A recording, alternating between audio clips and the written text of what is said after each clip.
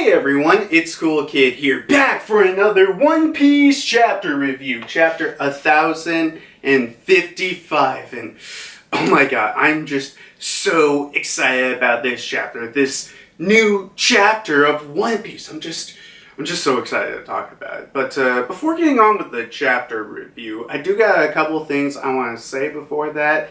So, I'm sure as some of you know, One Piece Film Red is about to release, and actually, yeah, it's going to release next Friday in Japan, or probably when you're watching this video, this Friday, but either way, it's about to release, so obviously, Weekly Shonen Jump's gotta promote the hell out of the film, so in this week's cover of Weekly Shonen Jump, we got Luffy's design for Film Red, and in the background, all red Shanks. So yeah, you gotta promote that Film Red stuff. And plus, heck, even the magazine has like a little mini poster of the Film Red poster, which is pretty cool. Like I don't know if magazines in America still do this, but I remember reading Nintendo Power and them having like the little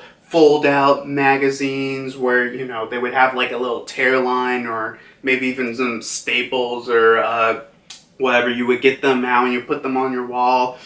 Man, I remember that. That was like the good old days. Yeah, but I miss that kind of stuff. But yeah, all that promotion for a Film Red in the magazine, which not just that, obviously there's a lot of other promotion in Japan because it's Japan, like 7-Eleven fried chicken.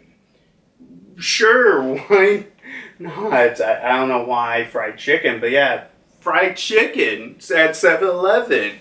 Because it's Japan. And also they're selling Uta's hoodie as some Film Red merch, which does look pretty cool. And, well, you know what? I'll talk about this here, because I don't think I'll be able to talk about this like in a separate video or whatever, but recently Kingdom Hearts is doing another Super Groupies clothing collab with this time showing some new art by Tetsuya Nomura, and oh my god, it looks so good. I just love Tetsuya Nomura's art, and I'm always excited to see, even if this time it's just for some clothing cross promotion, whatever. But either way, it still looks good. Plus, it's an excuse for Sora, Ventus, and Roxas to be, looking so good in that drip. God, seeing Sora and Roxas and Ventus in drip. Man, that's so cool. Actually, not gonna lie, when I first saw it, I was like, wait a minute. Shit, which one's Ventus and which one's Roxas? Because outside their normal outfits, it's kind of hard to tell. But, yeah, I don't know. I guess I'll mention about the Super Groupies outfits. Actually, you know what? I was actually thinking about buying some of the clothing merch, specifically the Roxas and Ventus jacket. And then I looked at the price and I was like, damn, I really shouldn't have spent all that money at that anime convention. Damn it. But, yeah, I'm probably not going to get it because of money reasons, but yeah, they do look pretty cool. I really hope I can get like some of those jackets. Hell, even the backpacks look pretty nice and cool. Plus, I think if you buy like one of the clothing, you'll include a free postcard that artwork by Tetsuya Nomura. Like, God, I just love Tetsuya Nomura's art. Like, honestly, you know what? I would love just to have like if they release some kind of, art book of all of Tetsuya Nomura's art from, Final Fantasy, Kingdom Hearts, other Millennia stuff, cross-promotion, whatever. Honestly, I would just buy that in a heartbeat as long as I can buy it affordably and it's not Japan exclusive, which probably will be. But, personally, I would love to get that. I just freaking love Tetsuya Nomura's art. I just love it whenever I see it. But yeah, I guess back to what was I talking about? Oh yeah, they're releasing the Uta jacket as Film Red merch. It does look pretty cool and nice. I would like to wear it, but I'm guessing just like that Kingdom Hearts jackets, it's probably going to be pretty expensive. Or the shipping cost going to be pretty expensive. Yeah, and they're also releasing Uta's dress and her undergarments and underwear. I mean, it's Japan, so that makes sense. But yeah, and there's a bunch of other just general collaborations and cross promotions they're doing for Film Red. And you know what? Since I'm talking about Film Red, I guess I'll talk about like the release dates for Film Red around the world, or at least when I'm recording this video, that are currently confirmed. So yeah, we got obviously Japan, which comes first, coming on August 6th, which then we got France at August 10th, which, god damn it, they're so damn lucky. Weiss Cuny, or I'm jealous of Weiss right now. But yeah, Taiwan's got August 19th, Germany and Austria's got October 13th, Spain will be sometime in autumn 2022, and in the United States, Canada, Australia, New Zealand, Ireland, and the UK will be released sometime in fall 2022. Still, man, it's kind of crazy that I and everyone else in United States, Canada, Australia, New Zealand, Ireland, and the UK is going to have to wait till sometime in fall. But yeah, honestly, either way, I'm generally excited to see this new One Piece Film Red, because honestly, ever since I would say Strong World, ever since Strong World, I thought the movies have been pretty good. They've been pretty good One Piece movies out, and I've liked each of one of them. And obviously, I would still say Strong World and Film Z are the height of these movies, but I would not say Stampede and Gold aren't bad movies. They're actually pretty good movies. Not on the same level as obviously those ones, but I still by comparison. So I would say Film Red still is probably going to have, it's going to be at least a good enough movie.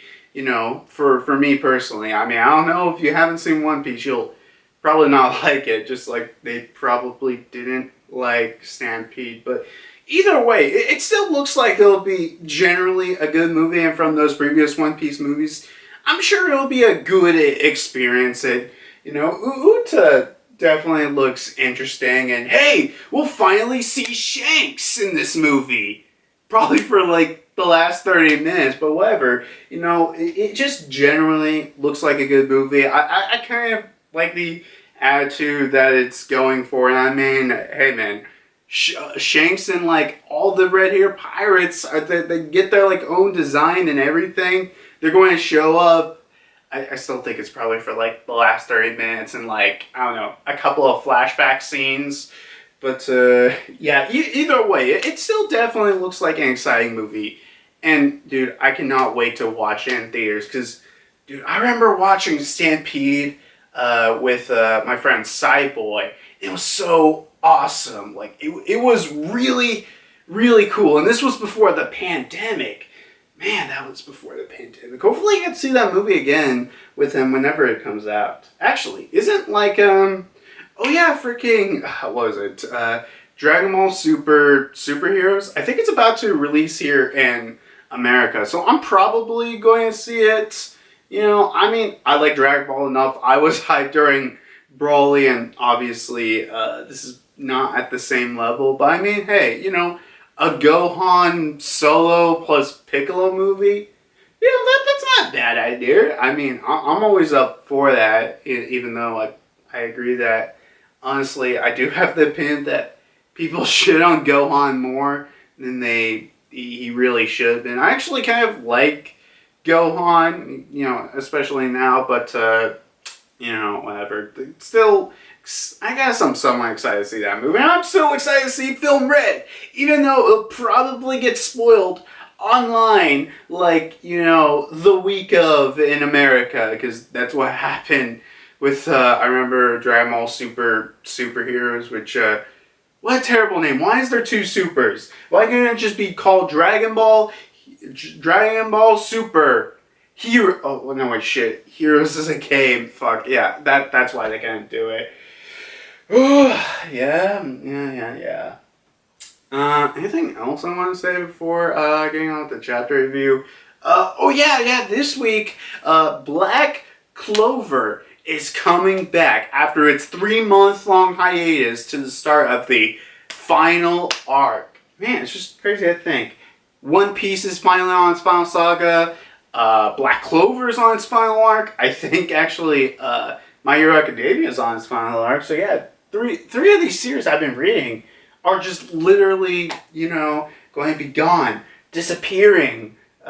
Not disappearing, but yeah, they're going to be, ending soon. Obviously, One Piece, that's a way longer span of time than both Black Clover and My Hero, obviously. But still, it's just crazy to think, man, we're towards the end of these, series that I have been reading and, I've enjoyed, and, some people, oh God, I'm just excited for both the end and a little bit scared for it, at least for One Piece. But I guess that's it. I guess we'll start with the chapter review with, of course, the cover page. But wait, what is this? We don't have a cover page? How interesting. So, yeah, what they're doing here is like a little mini one-page comic for the movie, like a one-page comic tie-in for the movie. I think they did this with the other movies, but I don't remember. I completely forgot if they did this or not. But yeah, we got this cool one-page comic for film Red. So basically, it starts off with Uta just lying down and her listening to transponder snails. And they're like, "Listen, Uta, pirates have stormed the town! Uta, I think I'm my dad. Please save us, Uta-chan. The houses are burning. Uta, Uta, Uta." Then Uta gets up and it's like, "Oh no, I need a pen. I need to freaking write this down." And just, Uta, I guess, draws on the wall a music sheet for her new song, New Age. And she's like, "There it is. My magnum opus." So, that literally is it, like, just showing her, yes, this is my new song, New Age, that you can listen now in theaters, or in theaters next week for those who are living in Japan. But, I guess that's kind of cool, I guess. I don't know.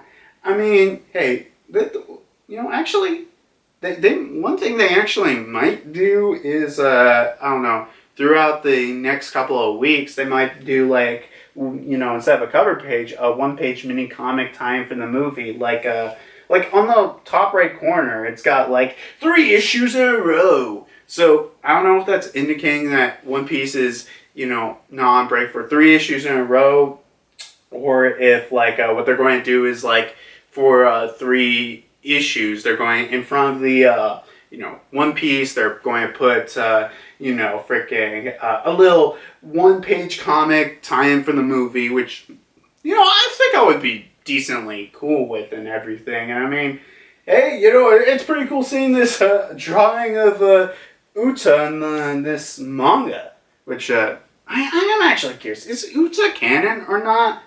I don't know. I mean, at most, I think she'll probably be like, what's the villain from Strong World?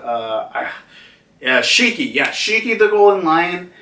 She might be like Shiki, where she's canon. She is, relatively mentioned, but, is not necessarily important to the overall story. So, I guess that's really it. So, I'll start off with the chapter itself. So the chapter continues off from last time with the Green Bull versus Red Scabber fight. Plus Yamato and Momonosuke. And we got Momonosuke saying, "Stop, Yamato! You mustn't lay a hand on him!" And Yamato is like, "Why? Why won't you let me fight?" And meanwhile, freaking Green Bull is laying the smack down on Momonosuke. But then Raizo comes in with Nippon Scroll Jutsu fire release, and freaking Green Bull gets engulfed by flames, and he's like, this fire, it hurts. Just kidding. You're up like a freaking Navy Admiral. You think I wouldn't be able to guard such an obvious weakness with my fireproof forest? So yeah, I mean, I don't know if this is something weird, the translation, or if he's saying like, oh yeah, I'm like a fireproof forest, or if it's actually like a new technique. But either way, unfortunately, those skills in Pokemon won't help you. Unfortunately, it does seem like this grass type is weak to fire type. Unfortunately, actually, wait a minute, I just thought of something. So we know that Sabo did fight against Green Bull and Fujitora. So what if, because of that fight, I mean, he could have done it through, I don't know, whatever, 2 years training or whatever. But yeah, what if, because of that fight, he tried to develop his, I guess Devil Fruit in some way so he can, obviously offset the weakness. Try to not, guard Abel against his big weakness against fire. So yeah, obviously just no regular fire can burn up Green Bull. He is resistant to it. And then freaking Green Bull with one of the roots or vines, I'm just going to say roots because I think they look like roots, hockeys up the end of one of the roots and freaking stabs Raizo, and Raizo just gets freaking drained dry. Meanwhile, all the other Red Scabbers are just like cutting off all the other roots or vines or whatever. And Kawamatsu's like, damn you, no matter how much we cut, it just keeps growing back. He must have some kind of weakness. Is weed whacking all we can do? And then they get all trapped by the vines or roots. I think they're supposed to be like roots, but either way, that ends that scene there. So yeah, then next we go to the castle basement in the flower capital, in the flower capital with the inside the castle at the castle basement, obviously. And then we see a secret passageway of stairs where we got Sukiyaki / Tanguyama, Robin, and all going down this secret stairway. And we got Robin being like, you did well to sniff us out. And Lana's like, you made me sound like a freaking hyena. I just simply noticed you two weren't with the others. So it naturally made me wonder if you were up to something. And we got Sukiyaki being like, be careful where you step. The ground is covered in mold. I never told Kaido or Orochi about this passage, but they were still able to find the Poneglyph in no time because they had a fishman on their crew. The All-Star, Jack, which, very important detail. I'll go back to this when I, talk about some later stuff. But, yeah, Robin's like, wait a minute, how would a fishman help? And he's like, that will be all clear when you see it. And Lana's like, well, how far does this go down? And Sukiyaki's like, well, let me see. I would say it goes about a few hundreds of years deep. And at first I thought, wait, is this a mistranslation? But, as you find out later, it is definitely not a mistranslation. Obviously, Robin is confused by this, and she notices, a little crawl space where light is coming from. She's like, where's this dim light coming from? And Sukiyaki's like, oh yeah, there's a glass block window at the end of that crawl space. You can climb up there and take a peek. We should already be below sea level by now. And I like this scene. So Robin just crawls up in this little crawl space, and room teleports there. And she's like, no fair. I don't know. I really like this scene. But then they're shocked to see that literally a underwater, I guess, a Japanese sort of town, very, old school Japanese sort of town underwater, a old Wano town. And they're like, wait a minute, is that Wano underwater? Oh yeah, we even see some of the koi fish. That's actually pretty cool. And Sukiyaki's like, yes, that is an older Wano from about 800 years ago. And Robin's like, what do you mean? And he continues saying, exactly as I said. Although, as to why it ended up like this, I have no idea. And Robin continues like, but it's so well preserved. Does that mean this isn't really seawater? And I guess fresh water preserves things better than seawater. I mean, look, I don't know about this. I really don't. So if you know any actual detail about this, if this is actually true in the real world or not, you can tell me in the comment section below. But we go back to Tenuyama side, Sukiyaki, and okay, here's what he basically explains. So this is what I do know. A long time ago, Wano was a much larger and located at the sea level on the land around the base of Mount Fuji. At some point, the walls were erected around enclosing the land. As a result, rainwater has no place to escape. Whole towns were eventually submerged and abandoned.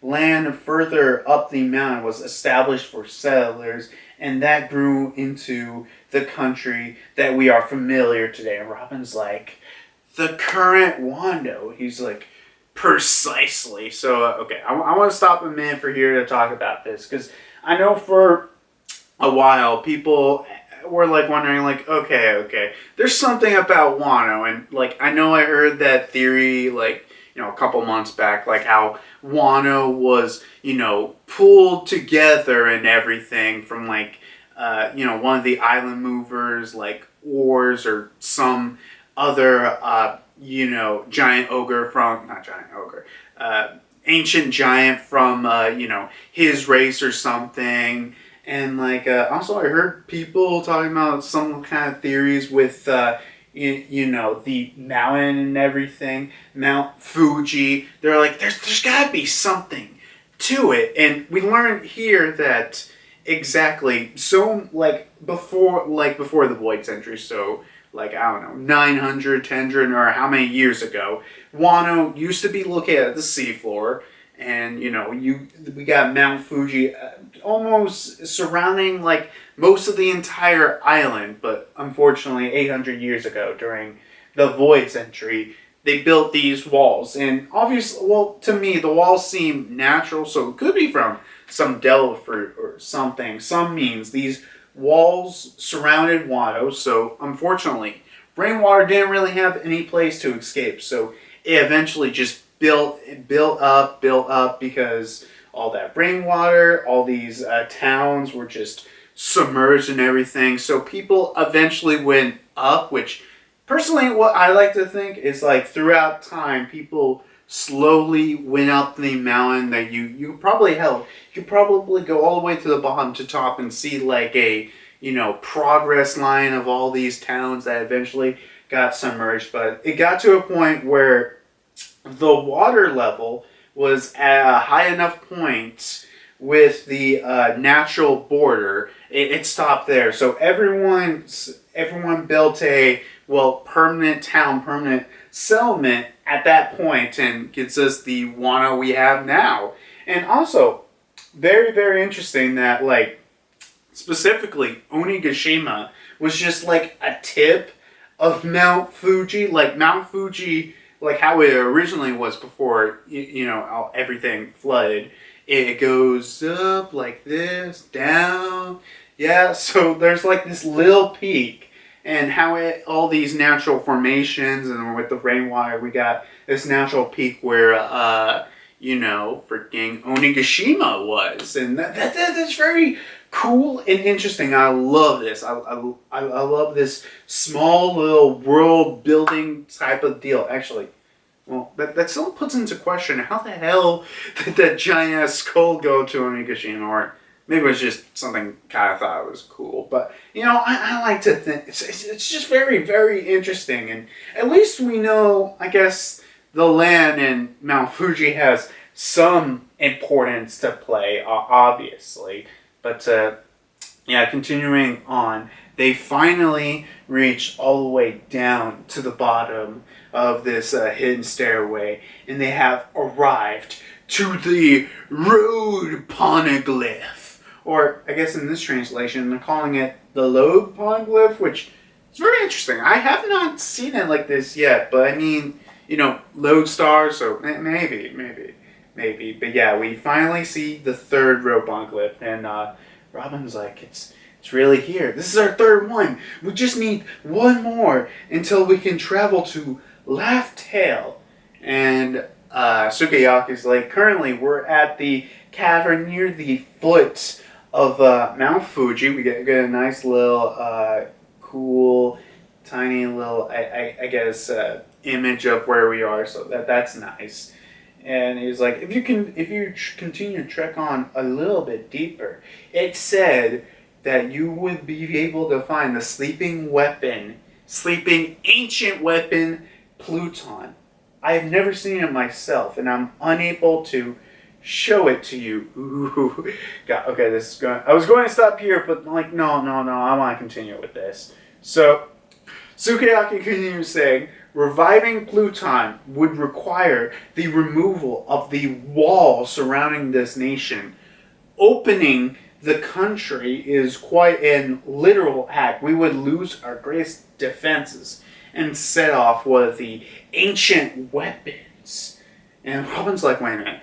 Opening up this country unleashes Pluton? Why the heck would even Kazuki Odin want that? And he's like, look, everything that I've told you was passed down through the generations of shogunate rule. I cannot speak whatever Odin learned throughout his journeys on the outside world, unfortunately. And it just ends right there. That's all we got with this scene right here. So, okay, I want to take a minute to say, okay, first thing, like really big first thing I gotta ask for, and I haven't seen anyone question it in like their like videos I see about this so far, but like with the Jack, like, okay, they say like, okay, they have a fish mountain crew, they're able to find it. I'm like, okay, only problem, Jack has a devil fruit.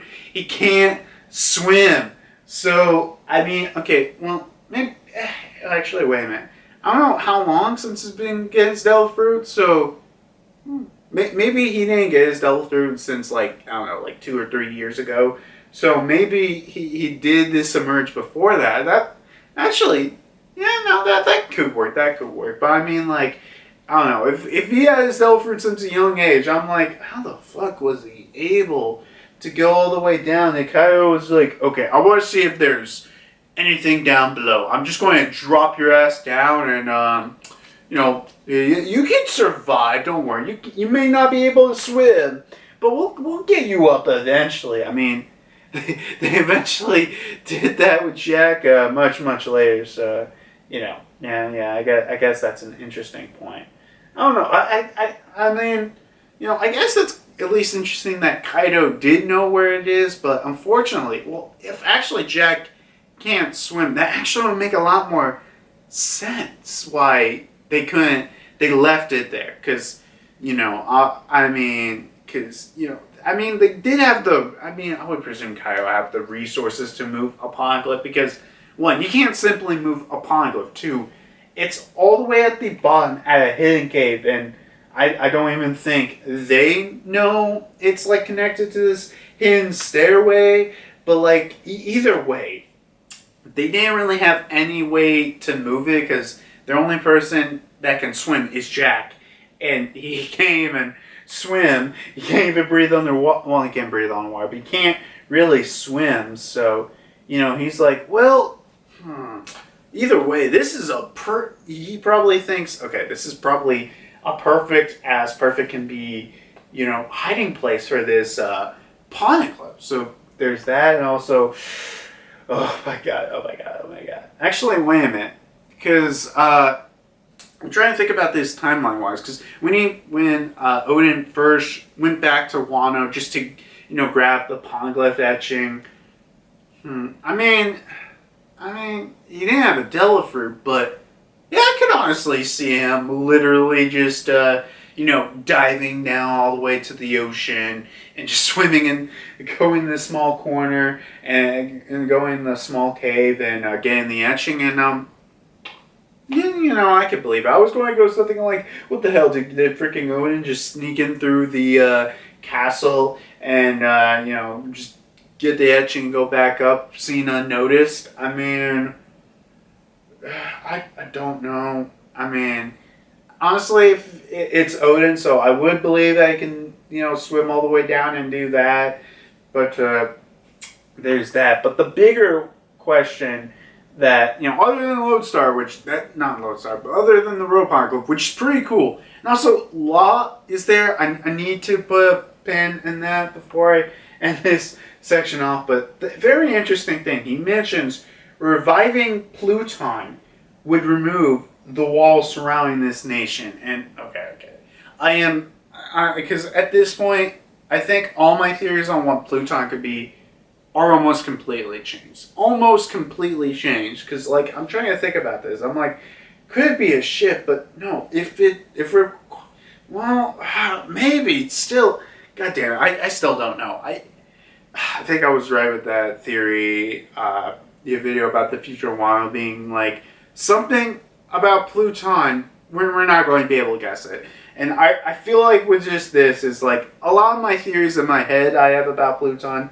At this point, I literally have no idea what the fuck Pluton is exactly. But first of all, it's destroying the literal barrier. If you destroy the little barrier, you can set loose one of the ancient weapons. Actually, wait a minute. It said that if you trek a little bit deeper, you can find the ancient weapon Pluton. So, just from the little map, this is as bottom as they can get. Then there's, the, sea level and everything. And that makes me ask the question. I'm like, wait a minute. What if it's not, if it's possibly even deeper? Within the Earth itself and everything. I'm like, whoa. It's below. Okay, that's very interesting. I mean, wait a minute. Law's there, so wait a minute. I don't think that's how Law is. Well, can he detect something? I mean, it would be interesting if Law's like, wait a minute, let me just check a minute. He opens up a room. He's like, yeah, about 20 feet below us. There's this, little cave. Possibly contains Pluton or something. Man, that would be crazy if Law can do that. But yeah, the ancient Pluton. I really do think this moment really for me is okay, all of my theories that I kind of had for Pluton have been basically broken. I have at this point no fucking idea what Pluton actually is now. And before I continue on with the chapter, I do want to talk about Law, because Law is with both Robin and Sukiyaki right now. That is very interesting. He's seeing the road Poneglyph. And, for Law, this is essentially his first road Poneglyph and possibly his first etching. And, God, it does make me put in a question after Kaido's defeat and everything. What the hell is Law going to do in the future? He's still alive and everything. What is exactly Law going to do in the future? Is he going to be a rival, an ally? Because, I don't know, just from the impression I remember when he, was in, Kaido's manor, and he was at the bottom, he found that Poneglyph. That wasn't a real Poneglyph. He was like, this isn't the one. I need to find those real Poneglyphs to understand the truth. And maybe what exactly, I guess in the future of Law, he wants to find these road Poneglyphs. Not for Laugh Tale exactly, well, maybe, but to find out what is the meaning of the D, which we all want to figure out. But yeah, you know what, I'll talk about this more later on in the, discussion section. But yeah, then we go back with the fight between Green Bull, the Red Scabers, Momonosuke, and Yamato. And freaking Green Bull is like, no man can stand against the force of nature alone. Don't you get it? If Kaido was still in charge, I wouldn't even have come here. I'm sure that living under his regime was miserable. But an order that he imposed was the deterrent keeping us other predators from targeting your country. So just bring me Straw Hat Luffy at this point. I'll be on. I'll leave after I take his head. And freaking Yamato's like, come on, just call for Luffy and his gang. Let's show this guy his. Let's call Luffy and his gang and show this guy who's the boss. And Momonosuke is like, no, that is unacceptable. And that goes for you. Don't even touch him. After all this time you were chained up in Onigashima, you have your chance to finally be free. And that's why I refuse to taint your send-off. Until now, I've continued to ride on Luffy, Zoro, and all the other pirates. But this is imperative to prove that those of us who are staying here can repel an enemy on our own. If we have to defend on people who wish to leave, how can we look you in the eyes and say Wano is safe?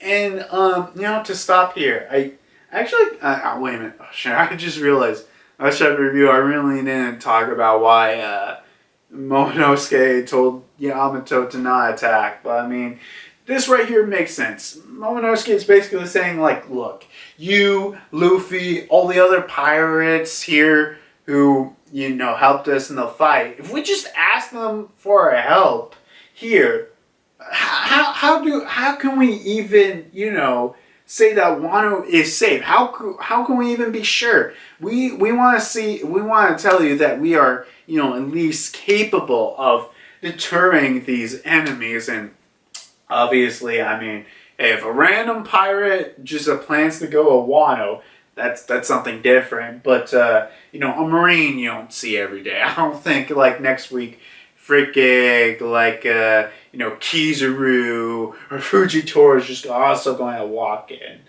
But I just want a little moment to talk about that.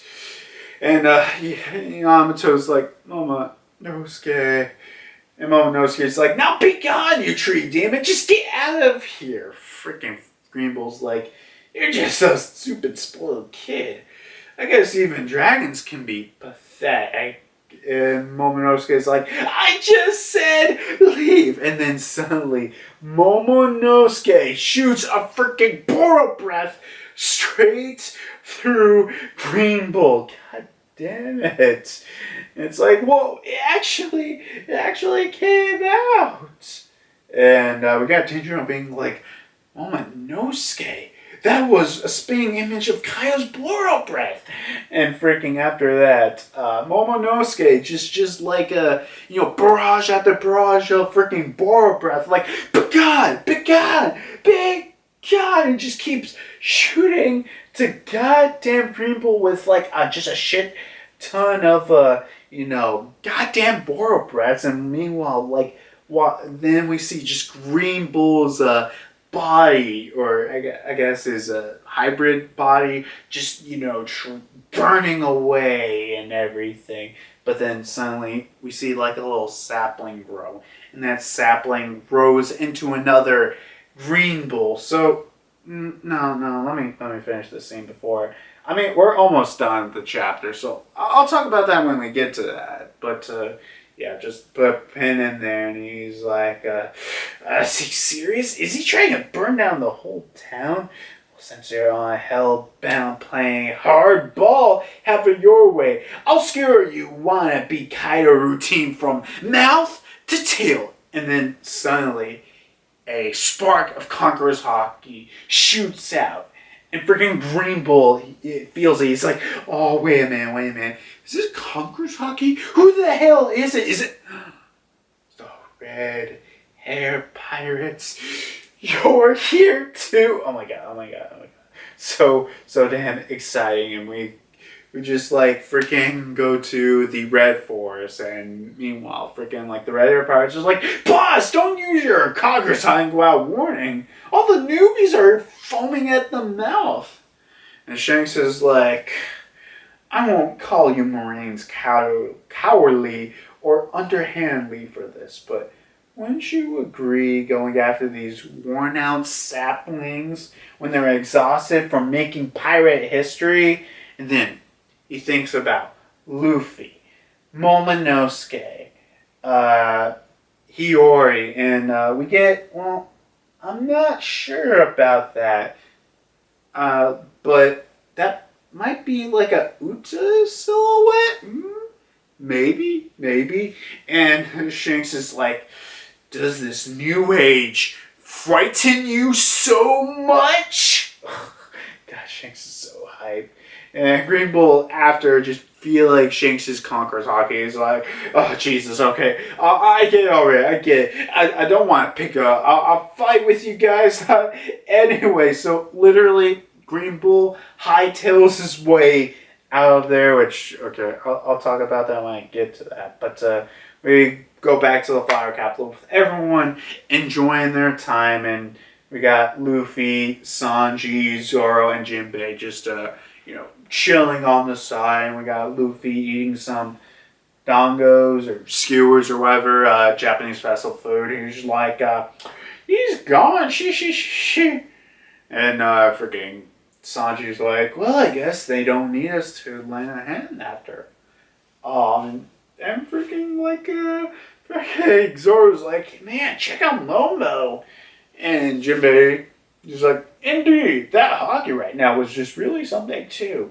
Luffy's like, oh no, I don't think it's Luffy. It's, Sanji, or one of the other Straw Hats is like, yeah, who was that? And Luffy's like, a familiar face just popped in my head. And chapter ends with the Red Hair Force's ship just sailing off.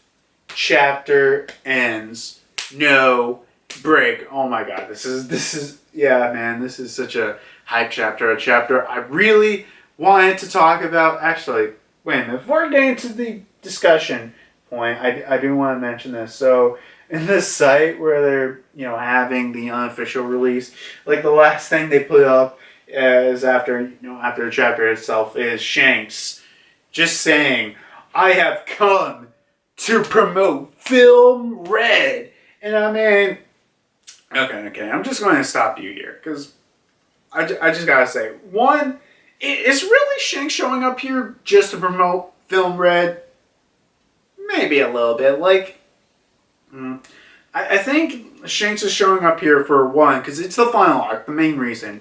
But I think this might be a little bit influenced by, like, Oda's like, okay, look, Film Red's about to come out. I gotta show Shanks in the story. I gotta bring in the hype for Shanks. And, if you want to see more Shanks, go watch Film Red in theaters whenever it comes out. Hopefully soon. Oh, God, I hope it comes out. Fall, like, maybe October, September. I just hope it comes out soon in America. But, I just think that it's not 100%, but just a little bit influenced by, Film Red about to come out with. That might be a little bit of reason why Shanks is showing up. But, let's get started with the chapter discussion itself. So, what should I talk about first? But, you know what? Yeah, I'll talk about, Green Bull running away. And, I mean, I don't want to be that guy. Because I've seen people say, oh, man, Green Bull is just bitching out. He's just leaving. And here's the thing. It's not that. It's goddamn Shanks. Because, like, every time we've seen this, like, every time Shanks has shown up in the story, everyone's been like that. They saw freaking Shanks in the Red Hair Pirates. They're like, oh shit, yeah, we don't want to mess with you. Yeah, we agree with your terms. We're just leaving here. Bye. So, yeah, obviously, and I mean, partly this is to show, because, like, I don't know. I think some people have said, like, admirals are, close to the level of Yonko. From the this chapter, maybe not. But I mean, it is Shanks. Shanks at this point, I mean, he scares the living shit out of like everyone. It's like no one did. I don't know, just the impression I get, like just from Marines in general, is they don't even want to touch Shanks. If they can avoid a battle with him, they're like, okay, look. If we can avoid a battle with you, we're going to try our damnness to do so. So, yeah, I'm sure if any other admiral were here, they would run tail like, we don't really want to deal with that. And I mean, well, I don't know about everyone else, but actually, wait a minute. How the hell could Greenbull tell it was Red Hair Shanks's hockey? I mean, unless if he interacted with him before, unless it's like, wait a minute, this is such a crazy level power of hockey. No, it has to be from freaking the Red Hair Shanks. So yeah. Also, that's kind of cool. Well, okay, I'll say this here because I remember how I said how I think Uta might be canon but not show up in the story in a major way. We do see like just a tiny little silhouette of what I think might be Uta, and I mean I'm perfectly fine with Uta being canon. I mean I haven't seen the movie yet, but I'll just have to see about that. But I think it's fine having Uta show up. Now, is she going to play a major role? I doubt it, like in the main story. But, yeah, whatever. But I mean, just guessing from what I know, the people that Shanks thinks of is the people who he has met that is the new generation. Luffy, Momonosuke, Hiyori, and Uta. Obviously, these four people are the new generation. These are the four young people who he has met that isn't, exactly gunning for his head like a kid. So, yeah, that makes sense for that scene. And, I can continue with the joke.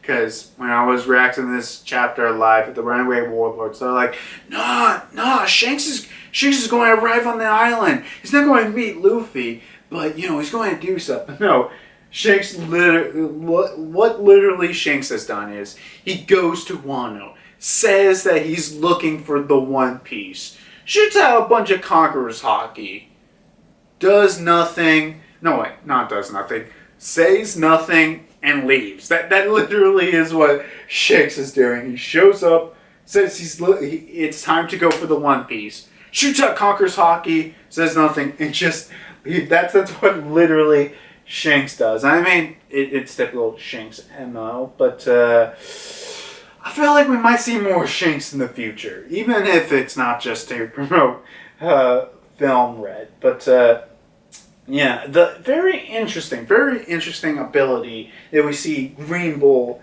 here is of his Forest Fruit, or the Woods Fruit as the official translation likes to call it. So after being borrowed breath a shit ton of times, this little seedling grows into another Green Bull. So I'm thinking about this in a couple ways. How does this exactly work? I don't know, the main thing I'm thinking about, I'm like, maybe if Green Bull is, I mean, he has to have, observation hockey, so, maybe if he sees, it's like, oh shit, these next couple attacks are probably going to, knock my ass down, so I'm going to create, like, a little seed or something, and transfer my consciousness to that body. So, I mean, honestly, that kind of makes sense, because even though this isn't exactly one of those weird Logias that aren't, transparent, or, they can't transform into something that can, like, bullets pass through or whatever. But, I mean, just like with, Aokiji? I remember during Marineford, even though freaking he got stabbed by the Naga, he just, I think, like, moved his, like, body parts around so, it wouldn't be fatal or anything. So, you know, with that ability, you have. Hey, jump cut. Sorry about that jump cut. My camera decided to stop recording, but back to it. Yeah, I guess Green Bull has to have some kind of interesting way to, well, not exactly become transparent or pass through stuff, but some way to, I guess, back himself out, and with the little ceiling, he can do that. Or either that, or if he dies, he can, just transfer himself in another body just whenever. He doesn't have to pre-plan or anything like that. I mean, maybe that's actually why it's hard to kill him, especially with that. Very, very, very interesting. I mean, obviously, he can't be immortal, even by that standards. Like, maybe I don't know. He still has to be killable, because I'm pretty sure the last person who had this fruit, well, maybe he died through just natural causes. But I don't know. I like to think whoever had this previously did eventually die. So yeah, and everything, and I think in general this chapter, that little moment, and shows like just a really cool, aspects of his, ability and everything. And, in general, I think the woods or the forest fruit is a very interesting fruit with the concept of forest. And I did in the Runaway Warlords, I said the forest fruit. And they're like, it's the woods fruit. It's different. Then I'm like, wait a minute. What the fuck is a forest? No, not a forest. What the fuck is woods? It's a small forest just filled with trees. So, yeah, that makes sense. I mean, I don't know. I like these devil fruits that have, like, obviously, like the Api no Mi, or the Operation Devil Fruit, or the woods. I just like devil fruits that have, like, a room or a place, or, something where it has multiple abilities into it. And obviously, it's just him, growing into a giant ass tree body, and, him sucking up stuff with roots and everything. But definitely in the future, we could see some very interesting abilities. Like, maybe he can use powers of fungi, or, we've already seen him use stuff of flowers. So I do think a lot of stuff can come from, the woods. I'm very interested to seeing it in the future. But, yeah, I don't know. I think that was cool and interesting. And, like, we start with this fight and we end with this fight. So, yeah, at least we got, like, a decent amount of this chapter. Like, the first and... Oh, well, I want to say first and second half. Like, the first and the third... The first third and the last third of this chapter. Yeah, that's a good way about saying it. And, I did already talk a lot about, the whole... Bro Poneglyph everything, and the Bro Poneglyph I talked about, Law, and freaking Pluton, and I still don't have any idea what the fuck Pluton is, because this chapter completely made me think, like, okay, all my theories about Pluton are wrong, and I have no clue. I'm sure there's other One Piece YouTubers out there already being with this, making new theories or old ones, or just coming up with shit. I have no clue. I would be very interested in seeing what people say or do about this. I'm very interested.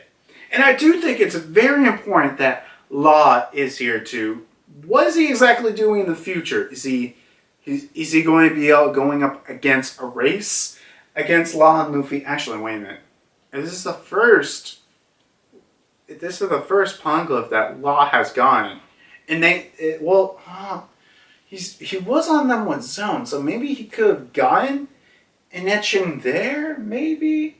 So yeah, but either way, he didn't get the etching from Big Mom's territory. So this is his first, maybe second. Or wait a minute. What if Law is playing a backtrack to Whole Cake Island and be like, well, why don't they look for the last one? I'll be catching up, getting all these other Poneglyphs, because he can't read them. I don't think no one else in his crew can read them, but to be fair, we only really know, like, 3 or 4 crew members of the Heart Pirates. I mean, who knows? Maybe there's just one of them that's like, can secretly read Poneglyphs all this time, and it's like a big ass reveal or something. But I just do think whatever law has an importance here. He is very important, and Pluton. Whenever the borders between law get broken, Pluton will be at use. I do wonder if Kaino knew Pluton was here. I would be interested to see if they knew or not, but either way, the mystery, guys. What the heck is Pluton and all this stuff? And honestly, I really do just like this moment here. And obviously, I do at least like how Sukiyaki explains all this stuff, but he has no clue on why Odin would want to open up the borders. He's like, look, okay, all of this was passed through down the generations of a shogun rule, just down the line. I was taught from my father, he was taught from his father and such, but to Odin and what he learned out there, I unfortunately don't know. I never looked at his logbook, which obviously Yamato had read probably a bunch of times. So yeah, to that. I mean, I don't know. I'm so surprised Yamato. Well, has Yamato read it? Maybe. Well, Momonosuke has definitely just read through it, and he knows what Odin learned, and even after learning that, he was like, no, it's not time. It's not time to open up the borders. Maybe one day, but not today. And I mean, I guess that's really it with this chapter. It has a lot of interesting stuff, especially the mill, the Poneglyph, and everything, and how Wano, how 800 years ago, during the Void Century, it built the borders. So, very, very interesting. Very interesting. What about Uranus? Where the heck is Uranus? Well, I mean, we gotta figure out that sooner or later. But yeah, I guess that's really it. I did like this chapter too. What happens next? I don't know. I could see next chapter, like the Straw Hats starting to get ready to leave. Because right now, all we've been seeing right now is just, the Straw Hats having fun, enjoying their time off while, recovering and everything. But I don't know. I could see next chapter with the Straw Hats, starting to leave. We might get a couple more things with some of the other Straw Hats doing a couple of last minute things. But I think next chapter it's okay, look, we're getting ready to leave Wano. I don't think we're leaving Wano next chapter, but I do think at least 2 more chapters of Wano. At least I think we could go for quite a while longer, depending on how much Oda wants to do. But I think it's very likely that next chapter we are, getting ready to leave Wano, and we officially leave Wano with the chapter after that. So, yeah, I guess that's really, really, really it. I got videos coming up on YouTube. So yeah, like, comment, subscribe. You could do those things if you want to. You might want to subscribe because I do got a unboxing video, which I recently just filmed. So I don't know when that's coming out, but it should be fairly soon. There's that. No, I shouldn't probably talk about that. But actually, something I do want to talk about. I'm not 100% sure on this, but I am thinking about reviewing the chapter of the new Black Clover chapter that just came out. And finally, after a 3-month break, which fucking insane. One Piece only had a 1-month break. Black Clover had a 3-month break, but I think it was for different reasons. It's probably for resting and health reasons, I forgot what the author for Black Clover, but yeah, a big reason to end it quickly. So yeah, I'm perfectly fine with that. But I don't know, I might review the chapter or not. I haven't read the chapter yet, Dude, whatever fucking happens, I feel like I'm going to be so excited and so hyped. I really want to talk about it. Unfortunately, when I recently went to a convention, I couldn't find any wall scrolls of Black Clover. Like, all I found were fucking Dragon Ball. And, I don't know, maybe I just missed the good booth with a bunch of wall scrolls. But I'm not kidding you, when I only found Dragon Ball wall scrolls. So, I gotta fucking, one of these days, like, I don't know, if anyone knows where to get, like, a good size wall scroll, like, something around the size of this, like because this Brook one I got on Amazon. If you can find something around the size of this one, that's Black Clover, I would love it. So, yeah, but I guess that's really it. I don't know. I want to stream something else again while I'm preparing for Champion, for Brilliant Diamond Shining Pearl. I want to stream something else. I don't know. I might stream Yuzora. I might stream myself playing some other games for the first time. But I want to get back to streaming. So, I don't know. Maybe follow my Twitch in case if I do something. But, yeah. I guess that's really it. So, I'll see you guys next time. Oh, wait. I'll see you guys next time when, well, Wano might be safe. But, well, let's just see what else the Straw Hat to do before they leave.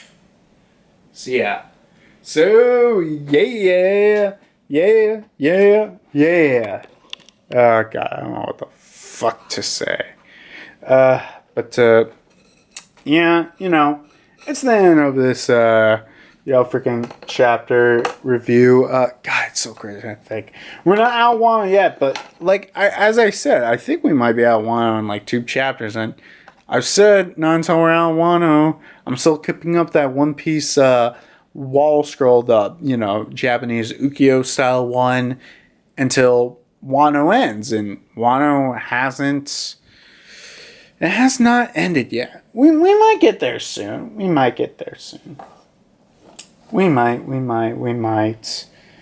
Anything else I want to say specifically? Oh yeah, I heard Live.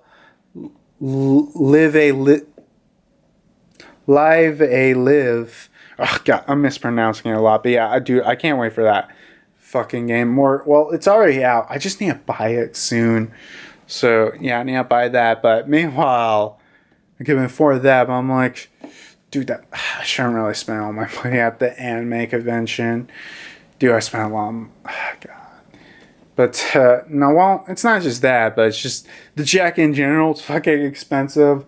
So yeah, I don't know. I am thinking about saying, I don't know, I suck at doing these end stuff, but, I just like talking about random bullshit. Honestly, some better YouTuber, like, yeah, signing off, we got cool images, seeing what's next, have a cool edited end screen or whatever, and, I don't know, have, like, a special theme, like, I don't know, like, what would be my cool end theme, like, I forgot what the soundtrack is called, but in Kingdom Hearts 1, the field soundtrack for the clock tower in Neverland. Yeah, that would be cool. Actually, you know what? Since I'm here, what the fuck about Kingdom Hearts 1? I don't know. Not just Kingdom Hearts 1, but it annoys me sometimes in Kingdom Hearts where it's like they use half of a movie in like Netherland. It's literally just the ship and like the clock tower in London. So I don't know what the fuck is up with that. Kingdom Hearts does that kind of shit sometimes where it's like, yeah, we'll just, use a part of the movie. Not even the whole movie. Like freaking, Kingdom Hearts 1, Nightmare Before Christmas. It was just the nightmare. Not the Christmas, just the nightmare. And I don't know. And like, I hope whatever worlds come into Kingdom Hearts 4, that like if they draw from a movie, they just don't use like half of it. Like, okay, I'll complain about something about Kingdom Hearts 3, even though it's like one of my favorite Kingdom Hearts games. Why the fuck do you, like in Arendelle, all you go through is just wintry snow area. and Larxine's ice underground castle that she somehow whipped up with her ice powers. Sure. But yeah, that was weird. Why didn't there was like a lot of like, I don't want to say a lot, but like a decent amount of varied locations they could have decently used for Arendelle, like the town or even Elsa's castle. Like, because like, even though obviously in the movie there's it's not that varied with the ice castle, you'd still, Kingdom Hearts likes to make up shit for its world design. It would be really cool if they did that. It's just, I don't know. I really hope just whatever movies they pull from, like fucking Moana or Kanto or whatever. Ugh, God. Well, I mean, Encanto, they could obviously pull from the movie, but I feel like, they would obviously expand all the rooms. Dude, that would be so cool. But, you know what? This video is just going to be me just being like, hey, what cool areas of Kingdom Hearts? Do I want fucking Mary Poppins? We need Mary Poppins, okay? I need Mary Poppins. But, yeah, I guess, see you guys later. And also, the Nomura artwork was fucking drip, yo. Dude, I really want that Ventus jacket.